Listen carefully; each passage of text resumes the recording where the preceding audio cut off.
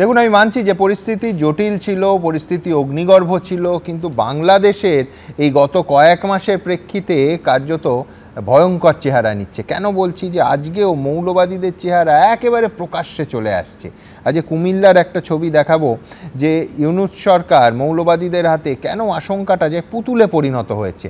৮০-র কাছাকাছি ভদ্রলোকের বয়স, মুক্তিযোদ্ধা, বীর প্রতীক, একটা বিরাট খেতাব মুক্তিযোদ্ধাদের ক্ষেত্রে, সেই খেতাব পেয়েছিলেন। সেই ৮০-র কাছাকাছি বয়স ভদ্রলোককে জুতোর মালা পরিয়ে কিভাবে অপমানিত করা হলো। যারা দেশ স্বাধীন করলেন তাদের রক্ষা করতে পারছে না ইউনূস সরকার, প্রাণ বাঁচাতে পারছে না হিন্দুদের। আর এই পরিস্থিতিতে আকাশছোঁয়া মূল্যবৃদ্ধি, ভেঙে পড়া আইন শৃঙ্খলা ব্যবস্থা থেকে জনতার নজর ঘোরাতে এবার শেখ হাসিনার প্রত্যর্পণের জন্য ভারতকে চিঠি দিল বাংলাদেশ। পররাষ্ট্র উপদেষ্টা তৌহিদ হোসেন জানিয়েছেন, প্রাক্তন প্রধানমন্ত্রীকে বিচারের সম্মুখীন করার জন্য বাংলাদেশ ফেরত চেয়েছে। ভারতকে এই বিষয়ে জানানো হয়েছে। ভারত কিন্তু ফলো করে স্ট্র্যাটেজিক অটোনমি, যেটা ভারতবর্ষের এখন একদম ইনগ্রেইন্ড ফরেন পলিসি রয়েছে। এই স্ট্র্যাটেজিক অটোনমির মধ্যে ভারত কিন্তু কোনোভাবে বাধ্য নয় কোনো দেশ, কোনো পাওয়ার, কোনো রকম কোনো দেশের কাছে নথি স্বীকার করতে পারে বা কোনো রকম দেশের কাছে কোনো রকম দায়বদ্ধতা নেই। ভারতবর্ষ যদি মনে করে পর্যালোচনা করে যে এটা কতটা করা যাবে এবং এটা কবে করা যাবে, এই টাইমিংটার উপর বিবেচনা করে কিন্তু ভারত সরকার বা ভারতবর্ষ এটার উপরে স্টেপ নেবে। এখানে বা বাংলাদেশের কোনো রকম কোনো অঙ্গুলি হিলন বা বাংলাদেশের কোনো রকম কোনো চাপ সৃষ্টির কোনো প্রশ্নই আসছে না। হাসিনাকে ফেরত চেয়ে বাংলাদেশ সরকারের চিঠি প্রসঙ্গে ভারতীয় বিদেশ মন্ত্রকের মুখপাত্র জানিয়েছেন, আমরা একটি প্রত্যর্পণ সংক্রান্ত নোট ভার্বাল বাংলাদেশ হাই কমিশনের তরফে পেয়েছি। এই মুহূর্তে এই প্রসঙ্গে আমাদের কিছু বলার নেই। ইউনূস সরকারের ভারতের উপর চাপ তৈরির এই কৌশলের মধ্যেই বাংলাদেশ থেকে সামনে এসেছে এই ভয়ঙ্কর ছবি। পুরা গ্রামের মানুষের কাছে মাপ চাইতে নেবেন নি আপনি। মুক্তিযুদ্ধের ফলে জন্ম হয়েছিল স্বাধীন বাংলাদেশের, আর আজ বাংলাদেশে এক মুক্তিযোদ্ধাকেই এভাবে প্রকাশ্যে লাঞ্ছিত করা হচ্ছে, পরানো হচ্ছে জুতোর মালা, জোর করে চাওয়ানো হচ্ছে ক্ষমা। পুরা গ্রামের মানুষের কাছে মাপ চাইতে নেবেন নি আপনি। একজন এখন আপনি এই এলাকা থেকে চলে যাবেন না? কোন দিন আমরা চলে যাব? বাইতো না না না না আমরা চলে যান, খাইয়েন না না, আমরা বলতে না না আমরা চলে যান, আমরা বাইতে দেখতেছি না না আমরা দেখতেছি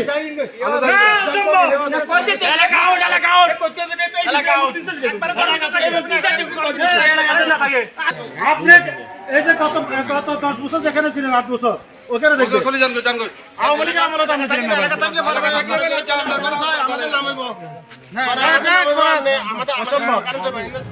বাংলাদেশে মুক্তিযোদ্ধাকে বাংলাদেশের মাটিতে এভাবে লাঞ্ছনার প্রতিবাদে সরব হয়েছেন এপারের বিদ্বজ্জনরা। বাংলাদেশের কিছু মানুষ আছেন বলে মনে হয় না যে মুক্তিযোদ্ধাদের শ্রদ্ধা এবং সম্মান প্রাপ্য বাংলাদেশকে অন্ধকার থেকে তুলে এনেছে। এখন সব চলছে অন্ধকারের দিকে। ঘাতকের সাথে সন্ধি তোমার, বন্দি বিবেক বুদ্ধি, মিথ্যে কথায় জীবে জং পড়ে, প্রয়োজন মুখ শুদ্ধি।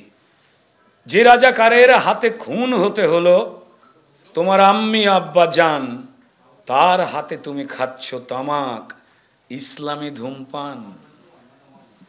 কিসের নেশায় পায়েতে কুড়ুল, চিপচ রিসেট বাটন, আসমানি খাব দেখছো তুমি, খাবে বিরিয়ানি মাটন। সনাতনী মারো, মূর্তি ভাঙো, হঠাৎ সেজেছ বোদ্ধা, জুতোর মালায় করো অপমান তোমার মুক্তিযোদ্ধা।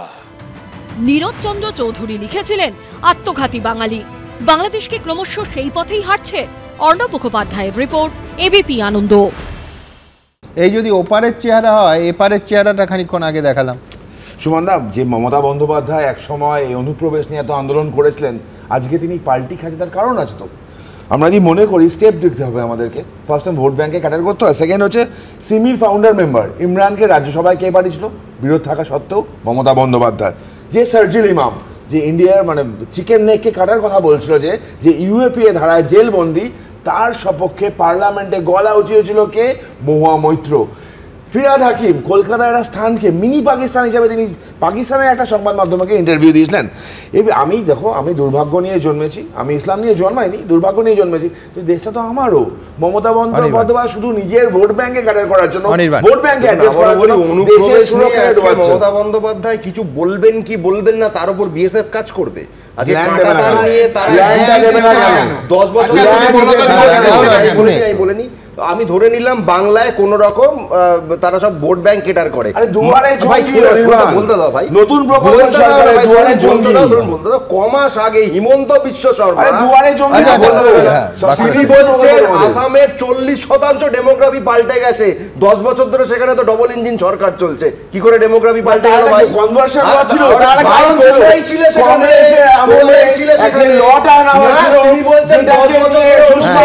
দুজনে কোন রাজ্য বেশি ব্যর্থ?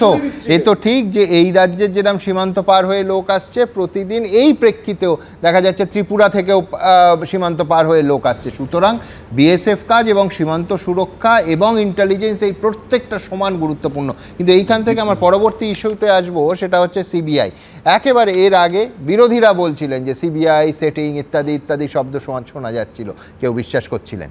এখন দেখা যাচ্ছে যে বিজেপির একেবারে ভেতর থেকে কাঁকুরগাছির বিজেপি কর্মী অভিজিৎ সরকারের দাদা অন ক্যামেরা বিশ্বজিৎ সরকার বলছেন যে তৃণখুনে তার ভাইকে যে হত্যা করা হয়েছিল তারা বিশ্বাস করেন সেই খুনে অভিযুক্ত তৃণমূলের লোকজনের সঙ্গে সিবিআইয়ের আঁতাত হয়েছে, সেখানে সেটিং হয়েছে। কি বলেছেন বিশ্বজিৎ বাবু, দেখাবো। এতগুলো কেসে সিবিআই কপি নিচ্ছে অথচ কোর্টে আসছে না, কি বলবেন? ব্যর্থতা নাকি আতাত? গোপন আতাত নিশ্চয়ই হয়েছে। এতদিন সিবিআই ইডির তদন্তে ঢিলেমির অভিযোগে বারবার নরেন্দ্র মোদী মমতা বন্দ্যোপাধ্যায়ের মধ্যে সেটিংয়ের অভিযোগ করত সিপিএম কংগ্রেস। আর এবার সিবিআই তদন্ত নিয়ে সেটিংয়ের অভিযোগ তুলল ভোট পরবর্তী হিংসায় খুন হওয়া খোদ বিজেপি কর্মীরই পরিবার। রাজ্যের বিজেপির তরফে সেখানে তাদের অভিযোগ অনুযায়ী ভোট পরবর্তী হিংসায় যাদের মৃত্যু হয়েছে তাতে প্রথম নাম অভিজিৎ সরকারের। অভিজিৎ সরকারের খুনের তদন্তের বর্তমানে দায়িত্বে রয়েছে সিবিআই। সেই সিবিআইতেই ক্রমশ আস্থা হারাচ্ছেন অভিজিতের দাদা বিশ্বজিৎ সরকার। প্রতিটা দিন সিবিআই আদালতে প্রেজেন্ট হচ্ছে না। বড় বড় নেতামন্ত্রী এই পরেশ পালকে ধরা ছোঁয়া তো দূরের কথা, ছোটোখাটো চুনোপুটি যেসবগুলোকে পুলিশ ধরেছিল এবং সিবিআই আমি গিয়ে ধরিয়েছিলাম যে 4 জনকে, সিবিআই কোর্টে না গিয়ে বেল করিয়ে দিল। কোর্ট অর্ডার দিচ্ছে, সিবিআই এলো না তাই বেল। এইভাবে 6 জনের বেল করে দিল সিবিআই প্রেজেন্ট না হয়ে। 2021 সালের 2রা মে বিধানসভা ভোটের ফল ঘোষণার দিন খুন হন কাঁকুরগাছির বিজেপি কর্মী অভিজিৎ সরকার। অভিযোগ ওঠে তৃণমূলের বিরুদ্ধে। প্রথমে পুলিশ তদন্ত শুরু করলেও পরে তদন্তভার হাতে নেয় সিবিআই। সে বছর সেপ্টেম্বরে 20 জনের বিরুদ্ধে চার্জশিট দেয় কেন্দ্রীয় এজেন্সি। তবে যে 12 জনকে গ্রেফতার করা হয় তাদের মধ্যে 8 জনই জামিন পেয়েছেন। আদালতে যাচ্ছি সিবিআইয়ের বিরুদ্ধে যাতে আদালত ব্যবস্থা নেয়, এই গড়িমসির জন্য কোর্টকে তারা বলে দিক, বিচার দিতে পারবো না। বিজেপির নেতাদের জানিয়েছেন এই আতাতের অভিযোগ। মাননীয় অমিত শাহজিকেও চিঠি দিয়েছি, চিঠি দিয়ে ব্যর্থতা যা করেছে সিবিআই সবটাই জানিয়েছি। যে বিজেপি কর্মীর খুনকে কেন্দ্র করে ঝড় তুলেছিল রাজ্য বিজেপি, আর তাঁরই দাদা খোদ প্রধানমন্ত্রী দফতরের অন্তর্গত সিবিআই এর বিরুদ্ধে যেভাবে সেটিংয়ের অভিযোগ তুলছেন তাতে অস্বস্তিতে বিজেপি। সিবিআই এর বিভিন্ন মামলা নিয়ে আমাদেরও নানা ধরনের ক্ষোভ বিক্ষোভ আছে, আমরা এই বিষয়ে আলোচনা করি, আমরা জানাবো, প্রয়োজন হলে উপযুক্ত জায়গায় জানাবো। নতুন বছরের গোড়াতেই সিবিআই এর বিরুদ্ধে হাইকোর্টে যাচ্ছে বলে জানিয়েছেন কাঁকুরগাছিতে ভোট পরবর্তী হিংসায় নিহত বিজেপি কর্মীর পরিবার। শিবাশিস মৌলিক, আশাবুল হোসেন, এবিপি আনন্দ, কলকাতা। তরুণ, যে অভিজিৎ সরকারের মৃত্যু নিয়ে দিনের পর দিন আমরা আলোচনা করেছি, একটার পর একটা শো, তার দাদা আজকে কত যন্ত্রণা নিয়ে কার্যত বিজেপির অন্দরমহল থেকে বলছে যে এই খুনিদের সঙ্গে, যারা খুন করেছে, খুনের পেছনে আছে, তাদের সঙ্গে সিবিআইয়ের সেটিং। সুমনদা ওই দিনকে মানে যেদিনকে রেজাল্ট বেরোলো, অভিজিতের লাইভ ভিডিওটা আমরা দেখেছিলাম, তারপর তার মারা যাওয়া এবং পরবর্তীকালে কেস। দেখো, যার ভাই মারা গেছে না বা যার ছেলে মারা গেছে, ব্যথাটা তার সব থেকে বেশি। আমাদের একটা সহকর্মী মারা গেছে, আমাদের ব্যথা আছে, কিন্তু পরিবারের ব্যথাটা সব থেকে বেশি। দেখো, সিবিআই ইনভেস্টিগেট করছে, 20 জনের এগেন্সে চার্জ ফ্রেম হয়েছে, কিছু জন অ্যারেস্ট হয়েছে, 12 জন অ্যারেস্ট হয়েছে, তার মধ্যে কয়েকজন বেল পেয়েছে। এবার কি হয়েছে না হয়েছে, পুরো কেসটার প্রোগ্রেস কি, আমি এখান থেকে বলতে পারবো। তবে এইটুকু বলতে পারি সুমনদা, যে সিবিআই প্রত্যেক কটা অফিসার তো দেব শিশু নয়। কিছু যদি গোলমাল থাকে, অবভিয়াসলি কোর্টের রাস্তা খোলা আছে। আমাদের বিশ্বজিৎ বাবুকে বিভিন্ন সময় আইনি সহায়তা আমরা দিয়েছিলাম, এবং এই ক্ষেত্রেও যদি কোনো গোলমাল থাকে আইনি সহায়তা আমরা দেব। কেউ স্যাক্রোসাইন্ট নয়, দেব শিশুও কেউ নয়। এই গোলমাল থাকে, যার জন্য গোলমাল আছে, he will be held accountable. তো তরুণ জ্যোতি বলছে যে কেউ সিবিআই অফিসাররাও দেব শিশু না। আমি দুটো অনির্বাণের আরেকটা অংশ দেখাবো যে বিজেপির একের পর এক নেতারা সিবিআইয়ের বিরুদ্ধে মুখ খুলছেন, কিন্তু তার আগে অনির্বাণ। দেখুন, সিবিআই সরাসরি প্রাইম মিনিস্টার্স অফিসের অধীন, সিবিআই কোনো স্বাধীন সংস্থা নয়। অতএব এখানে যদি সিবিআই এর বিরুদ্ধে বিজেপির নেতা তারা সেটিং এর কথা বলেন, তারা আসলে বলছেন নরেন্দ্র মোদী ব্যর্থ। তারা সরাসরি গিয়ে নরেন্দ্র মোদীর কাছে ধর্ণা দিন সিবিআই অফিসে গিয়ে। যে সিবিআই এর মাথা কে হবেন এটা একা হাতে নরেন্দ্র মোদী ঠিক করেন, যেমন নির্বাচন কমিশনার ঠিক করেন। অতএব আজকে সিবিআই যদি কোর্টে না গিয়ে, শুনুন, সেটিং ছেড়ে দিন, কোর্টে উপস্থিত হচ্ছে না তাই বেল হয়ে যাচ্ছে, ভাবতে পারছেন? এটা যদি রাজ্য পুলিশের কখনো কেউ করতো না। এই উদাহরণে এই মানে তোমার একটার পর একটা ব্যর্থতার তালিকা এটা অনির্বাণ রেখো যে 90 দিনে সুপ্রিম কোর্টে আমি 3 দিন আগে বলছি যে সাপ্লিমেন্টারি চার্জশিট দেবো, কিন্তু চার্জশিটটা আমি দিলাম না এবং বেল হয়ে গেল। আমি বলছি যে অভিজিৎ মণ্ডল এবং সন্দীপ ঘোষের ক্ষেত্রে এই জিনিস তো আমরা দেখেছি আরজিকর কাণ্ডে। কিন্তু তার আগে আবার বলছি যে দিলীপ ঘোষ প্রাক্তন রাজ্য সভাপতি পরিষ্কার ভাষায় বলেছিলেন যে দুর্নীতি এবং আপোষ নিয়ে কথা বলেছিলেন। শুধু তাই নয়, বিক্রি হয়ে গেছে সিবিআইয়ের একটা অংশ, বলেছিলেন দামের কথা, লক্ষতে না কোটিতে। আমরা জানি না দিলীপ ঘোষ কি বলেছিলেন এই সিবিআই নিয়ে, একবার মনে করিয়ে দিই। গত কয়েক মাস ধরে এখানে সিবিআই ইনকোয়ারি চলছিল, কিন্তু কোনো ইফেক্ট হচ্ছিল না, কোনো ডকুমেন্ট আসছিল না, ধরা পড়ছিল না। কারণ কি? তার মধ্যেও সোর্সের মধ্যে ভূত ছিল। আমিও শুনেছি, খবর আছে, কিছু জানার পরে কিছু অফিসারকে পরিবর্তনও করা হয়েছে, কিন্তু যথারীতি যা হয় আর কি, সবার একটা পেট আছে, সবাই বিক্রি হয়, তার দাম থাকে, কেউ লক্ষে থেকে কোটিতে, কেউ 100 কোটিতে, সেভাবে বিক্রি হচ্ছিল। এটা সরকার বুঝতে পেরেছে। আমি যত শুনেছি কেন্দ্রীয় অর্থমন্ত্রীর বিশেষ প্রয়াসে ইডি এসেছে। মারাত্মক কথা, সবার দাম আছে, সবাই বিক্রি হয়, কেউ লক্ষতে কেউ কোটিতে। আমি বলছি এই সিবিআইয়ের পাশে এই স্টুডিওতে আমার ডান দিকে যখন তিলোত্তমার মা এবং বাবা প্রথম দিন এসেছিলেন, হাউ হাউ করে কাঁদছিলেন। আমি জিজ্ঞেস করছিলাম যে এই যে সুপ্রিম কোর্টে তুষার মেহতা প্রত্যেক শুনানির দিন বলছেন যে সিবিআই নাকি পরিবারের সঙ্গে যোগাযোগ রেখেছে, regularly in touch with the family. বারবার অফিসিয়ালি সুপ্রিম কোর্টের মাননীয় প্রধান বিচারপতি রেজিলাসকে জানানো হয়েছিল। সত্যিই কি যোগাযোগ রেখেছে?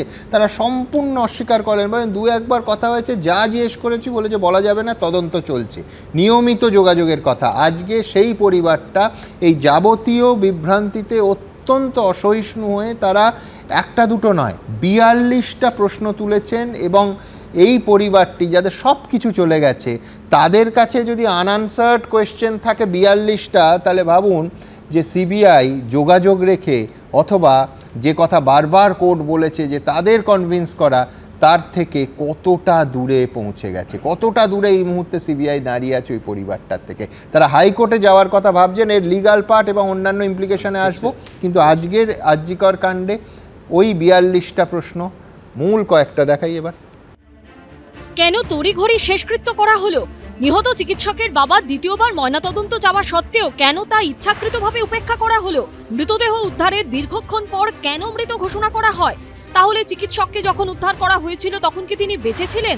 ইচ্ছাকৃতভাবে কি তাকে বাঁচানোর চেষ্টা করা হয়নি? এমনই 42টি গুরুত্বপূর্ণ প্রশ্ন তুলে নতুন করে তদন্ত চেয়ে কলকাতা হাইকোর্টের দ্বারস্থ হয়েছেন আরজিকর মেডিকেলের নিহত চিকিৎসকের মা বাবা। তারা প্রশ্ন তুলেছেন, ক্রাইম সিনে ধস্তাধস্তির চিহ্ন মেলেনি, তবে কি ঘটনার পর ঘটনাস্থল সাজানো হয়েছিল? ময়নাতদন্তে নৃশংসভাবে শ্বাসরোধ করে হত্যার কথা বলা হচ্ছে, কিন্তু ধস্তাধস্তির কোনো শারীরিক প্রমাণ মেলেনি। ক্রাইম সিনকে ভুল পথে চালিত করতেও ঘটনা পরম্পরা যাতে বোঝা না যায়, তাই কি এ কাজ করা হয়ে থাকতে পারে? আরজিকর মেডিকেল কলেজের তৎকালীন অধ্যক্ষ সন্দীপ ঘোষ কেন থানায় এফআইআর দায়ের করলেন না তা খুঁটিয়ে দেখা দরকার। ওই দিন রাতে সন্দীপ ঘোষের টাওয়ার লোকেশন দেখা উচিত। তিনি কোথায় ছিলেন, কোথায় কোথায় গিয়েছিলেন? সিবিআই 90 দিনে চার্জশিট দিতে ব্যর্থ হওয়ায় ধর্ষণ খুনের মামলায় জামিন পেয়ে গিয়েছেন সন্দীপ ঘোষ ও টালা থানার প্রাক্তন ওসি অভিজিৎ মণ্ডল। এই প্রেক্ষাপটে চূড়ান্ত হতাশ আরজিকর মেডিকেলের নিহত চিকিৎসকের মা বাবা। নতুন করে তদন্ত চেয়ে কলকাতা হাইকোর্টের দ্বারস্থ হয়েছেন তারা। আমরা চেষ্টা করছি আন্দোলন জোরদার করে বিচার ছিনিয়ে আনা। আমরা কোর্টের কাছে বলেছিলাম, ভালো এজেন্সি, কোর্ট সিবিআইকে ভালো মনে করেছিল বলে দিয়েছিল। এখন সিবিআই ঠিকমতো কাজ করেনি, আবার যদি কিছু অর্ডার বেরোয় তাহলে তাই হবে। নিহত তরুণী চিকিৎসকের পরিবার প্রশ্ন তুলেছে, কেন ঘটনাস্থলে গিয়েছিলেন রাজ্য মেডিকেল কাউন্সিলের সদস্য অভিক দে এবং বিরূপাক্ষ বিশ্বাস? কেন 8ই আগস্ট রাত 11টার পর থেকে সিসিটিভি ফুটেজ সিবিআইকে দেওয়া হলো না? যে জিনিসটা হচ্ছে, যে তদন্তের ঘটনা সামনে আসছে, সেটাই বহু প্রশ্ন থেকে যাচ্ছে, বহু অস্বচ্ছতা ধোঁয়াশা থাকছে, যে প্রশ্নের উত্তর আমরা অন্তত পাচ্ছি না। তো অবশ্যই আমরা চাই যে আইনগতভাবেও সেইগুলো কোর্টে উঠুক এবং দেখা যাক কি হয়। হাইকোর্টের দিকে আমরা তাকিয়ে রয়েছি যে কি ঠিক জিনিস দাঁড়ায়, ফার্দার ইনভেস্টিগেশনের কোনো সিদ্ধান্ত হয় কি হয় না। নতুন করে তদন্তের আবেদন জানিয়ে নিহত চিকিৎসকের পরিবার এই প্রশ্নও তুলেছে, কেন স্থানীয় বিধায়ক এবং কাউন্সিলরের নজরদারিতে তড়িঘড়ি মৃতদেহ সৎকার করা হয়েছিল? নিহত চিকিৎসকের মোবাইল ফোনে ফিঙ্গারপ্রিন্ট পরীক্ষা কি করা হয়েছে?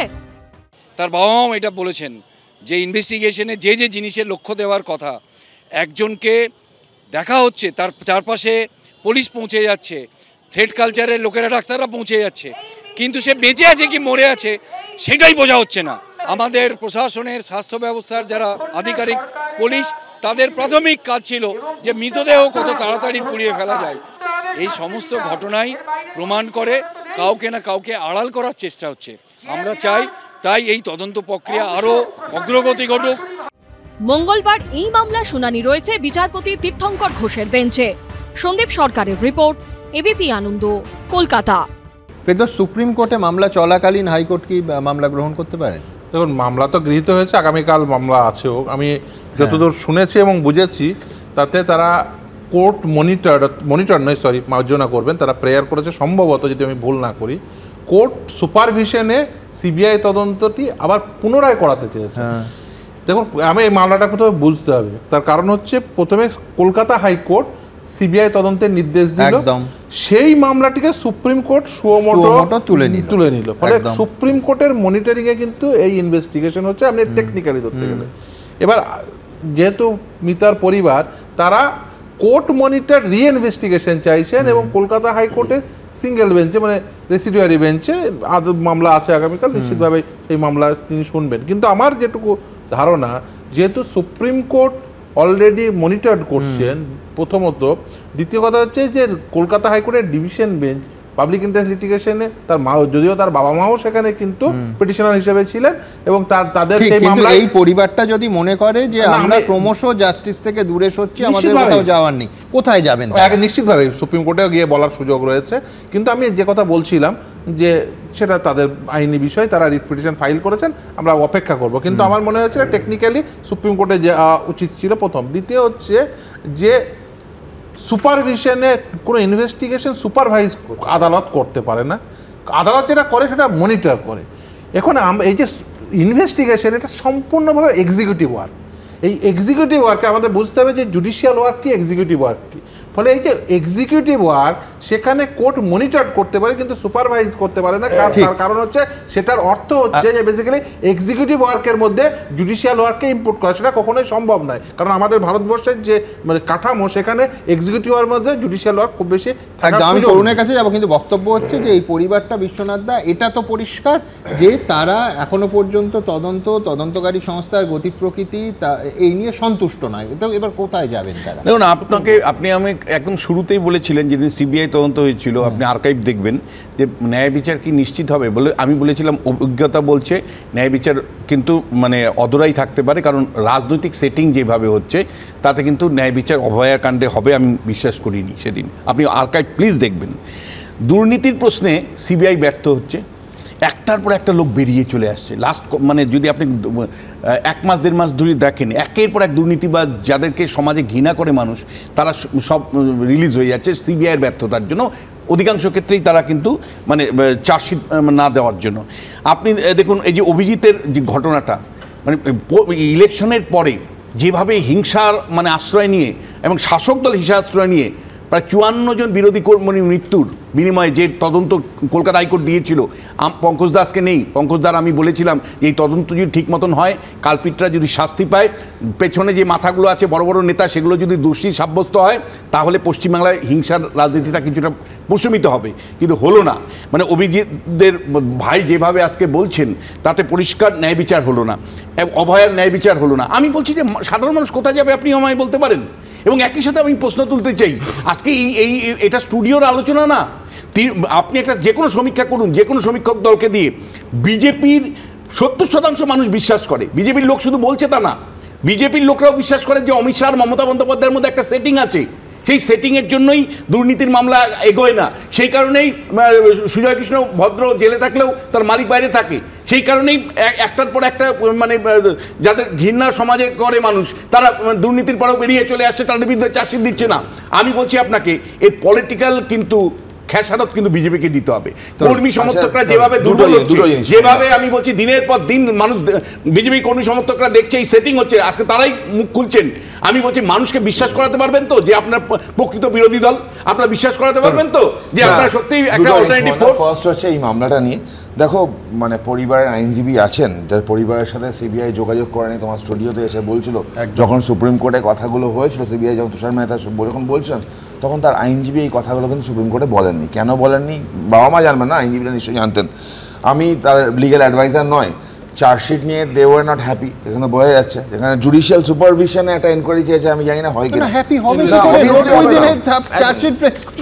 সেখানে নারাজি, মানে আগের চার্জশিটটায় নারাজি তারা ফাইল করতে পারতো, কেন করেনি? তাদের লয়াররা বিভিন্ন ক্ষেত্রে সাইলেন্ট থাকে, কেন থাকে? এই কতগুলো প্রশ্ন থাকবে। আমি আবার বলছি, একজন তার তুমি একজন আইনজীবী, একটা সাধারণ পরিবার যা সব চলে গেছে, আইনজীবী বা আইনের কচকচিতে তারা যাবেন কি করে? তুমি আইনজীবী পরিচয় বাদ দিয়ে সাধারণ পরিবার, মধ্যবিত্ত পরিবারের আইনজীবীরা কিন্তু অসাধারণ দৃষ্টিভঙ্গিতে দেখো। সাধারণ পরিবার আইনজীবীরা অসাধারণ। আর বিশ্বনাথ দা ঠিকই বলেছেন, সেটিং তত্ত্ব এটা বলছেন। দেখো এই সেটিং এর নাম তো ইন্ডিজোর। আর সেকেন্ড থিং যে অমিত শাহ মমতা বন্দ্যোপাধ্যায় টেবিলে তো বিশ্বনাথ দা ছিলেন। আরে বিশ্বনাথ দা বিশ্বনাথ দা দায়িত্ব সেটিংটার মাঝখানে বিশ্বনাথ রাজ্যস্তরের নেতাদের বোঝাতে পারবে তো সেটিং নিয়ে লাভাচ্ছেন। তুমি বোঝাতে পারবে তো সুকান্তকে, তুমি সুকান্তকে বোঝাতে পারবে তো? ছিলেন সেটিং এ, তুমি সুকান্তকে বোঝাতে পারবে সেটিংটা হয়েছে। বোঝাতে পারবে তো তোমার নেতাদের সেটিং নিয়ে? সেটিং তোমার আপনার সামনে সেটিং হয়ে বসে আছে। তুমি আপনাকে সাপোর্ট করছো, তোমার নেতাদের সামনে সেটিং হয়েছে। তো দেখো একটা কথা সরাসরি বলতে হবে, তিলোত্তমার মা বাবা they have been misdirected, they have been misled and they have been deceived. আমি সরাসরি বলছি, এবং এটা পলিটিক্যাল ভেস্টেড ইন্টারেস্টের কারণে তাদের মিসলিড করা হয়েছে। তাদেরকে সামনে রেখে একটা আন্দোলন করা, সেটা বিচার চাওয়া ইত্যাদির জন্য যদি হতো, কমপ্লিটলি অন্য গতিপথে এগোতো। যে গতিপথে বিশ্বনাথ যে গতিপথে এগিয়েছে তাতে বিশ্বনাথ বিজেপির লোক হচ্ছে, বিজেপির লোকরা বিশ্বাস করছে না, তোমার লোক কিন্তু অবিশ্বাস করছে না। সেটিং এর প্রসঙ্গ উঠে আসছে, দুর্নীতি ইত্যাদি বাকি মামলা ছেড়ে দিলাম। কর্মীরা যে মামলায় হয়েছে সেই মামলাতে সেটিং, মানে বিজেপি দিল্লির নেতারা বাংলা বিজেপি কর্মীরা খুন হলে সেটাকে পাত্তার নেতারা বলে যাচ্ছে। তাহলে আজকে বিশ্বনাথ দা সরাসরি আপনি সরাসরি বলুন, রাজনৈতিক ময়দানে যারা লড়াই করে তাদের সঙ্গে আপনার কি অভিজ্ঞতা? আমি বারবার বলছি যে লাভ লোকসান, কিন্তু পুরোটা লোকসান, অর্থাৎ তাদের জীবনের খাতায় পুরোটা লোকসান হচ্ছে ওই পরিবারটা। আজকে কেউ বলতেই পারেন যে আইনি ব্যাপারটা এইরকম হলে ভালো হতো, এইরকম কেন হয়নি? আর ওরা কি করবেন?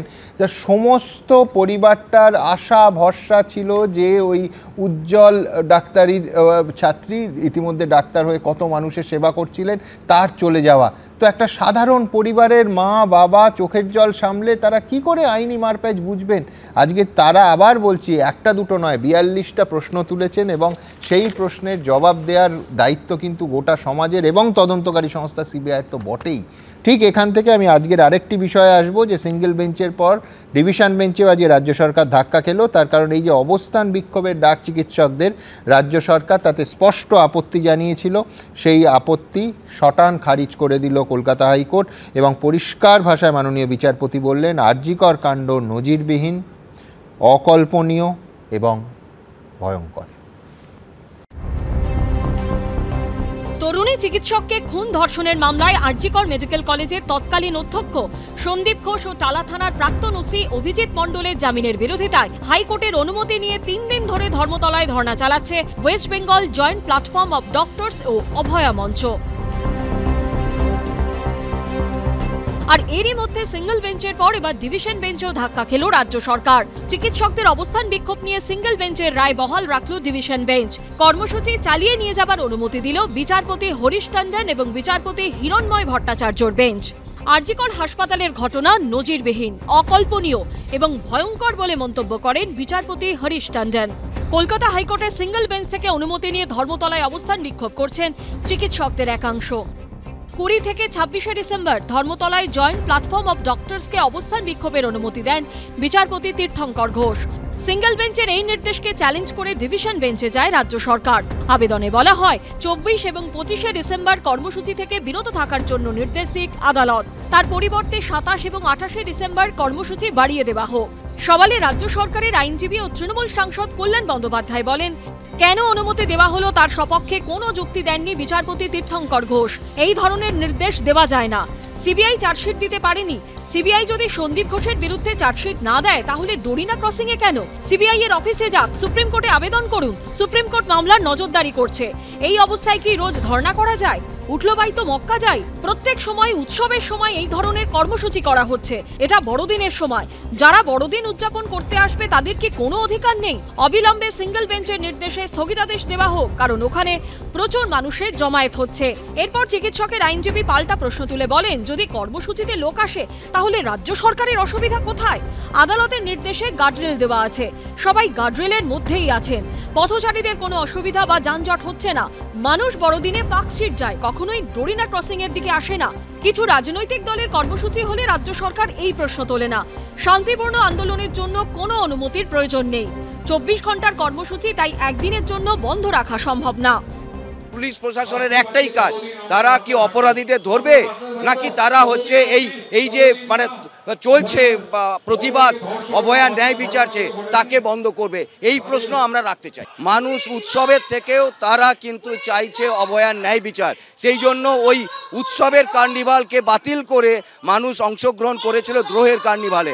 আমরা আবারও বলছি, এই 25শে ডিসেম্বর যে উৎসব আছে মানুষ সেখানে করতে পারে, কিন্তু মানুষের মন পড়ে থাকবে এই ধর্মতলার অবস্থান মঞ্চে। সিঙ্গল বেঞ্চের রায় বহাল রেখে বিচারপতি হরিশ টন্ডন এবং বিচারপতি হিরণময় ভট্টাচার্যর বেঞ্চ বলে, চিকিৎসকদের আবেদন অনুযায়ী 100 জন চিকিৎসক অবস্থান স্থলে থাকতে পারবেন। তবে 25শে ডিসেম্বর অবস্থান বন্ধ রাখা সম্ভব কিনা আদালতে জানাবে চিকিৎসকদের সংগঠন। পরে এ নিয়ে নিজের রায় জানাবে আদালত। এদিকে সন্দীপ ঘোষ ও অভিজিৎ মণ্ডলদের জামিনের বিরোধিতা ও আগামী দিনে আন্দোলনের রূপরেখা ঠিক করতে এদিন শ্যামবাজারে গণ কনভেনশন করে সার্ভিস ডক্টরস ফোরাম ও মেডিকেল সার্ভিস সেন্টার। চিকিৎসক খুন ধর্ষণে সিবিআই চার্জশিট দিতে না পারায় সন্দীপ ঘোষ ও অভিজিৎ মণ্ডলের জামিন হয়ে যাওয়ার প্রতিবাদে এদিন সিজিও কমপ্লেক্সের বাইরে শান্তনু সেনের নেতৃত্বে বিক্ষোভ দেখায় আইএম এর রাজ্য শাখা। সৌভিক মজুমদার, সন্দীপ সরকার ও ঐশী মুখোপাধ্যায়ের রিপোর্ট, এবিপি আনন্দ।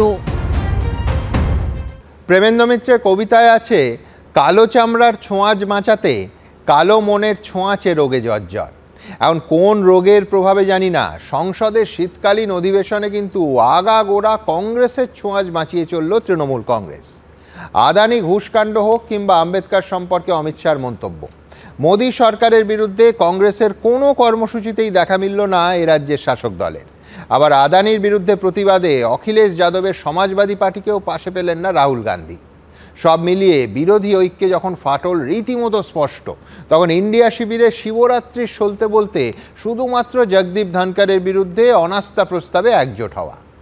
এখন রাজনীতিতে ছোঁয়াছুঁই এড়ানো আর এই কাছে আসার খেলা কিন্তু অন্তহীন।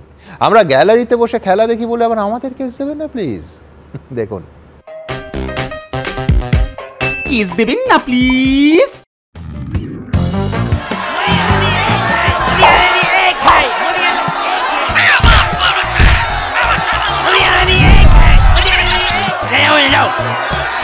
চুপ চুপ, থামো সবাই, থামো। ওডি আদানি এক হ্যায়, এক হ্যায়।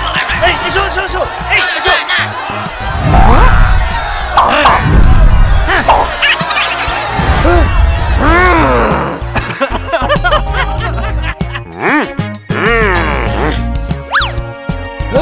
क्या राहुल जी, आप लोगों का यूनिटी कहाँ?